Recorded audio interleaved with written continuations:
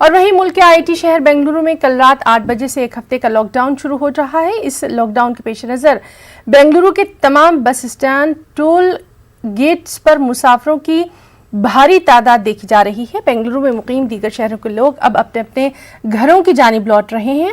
مسافروں کی بڑھتی ہوئی تعداد کو دیکھتے ہوئے حکومت نے بس سروس کو بھی بڑھا دیا ہے۔ آج اور کل 2 دنوں تک بس سروس جاری رہے گی، لیکن اس کے باوجود کئی مسافروں کو بس کے لیے گھنٹوں تک کا انتظار بھی کرنا پڑا۔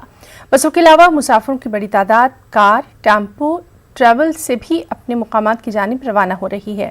بنگلورو کے مضافات میں موجود تمام ٹول پلازا پر گاڑیوں کی لمبی قطاریں آج صبح سے ہی دیکھنے کو مل رہی ہیں۔ ریاستی حکومت نے 14 جولائی کی رات 8 بجے سے 22 جولائی صبح 5 بجے تک بنگلورو میں مکمل لاک ڈاؤن نافذ کرنے کا اعلان کر دیا ہے۔ واضح ہے کہ بنگلورو میں اب روزانہ 1500 کورونا کے پازیٹیو معاملے سامنے آ رہے ہیں۔ روزانہ 20 سے زیادہ اموات کورونا کی وجہ سے یہاں دیکھی جا رہی ہیں۔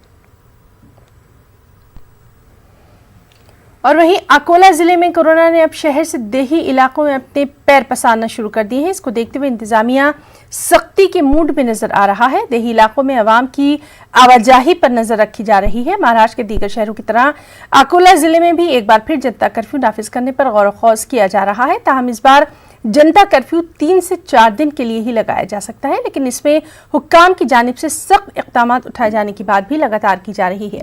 دیہاتوں میں باہر سے آئے ہوئے مہمانوں یا پھر دوسرے مقام پر سفر کرنے والے لوگوں کی لسٹ تیار کرنے کا حکم دے دیا گیا ہے۔ صرف کاشتکاری جیسے کاموں میں کچھ حد تک ڈھیل دی جا سکتی ہے۔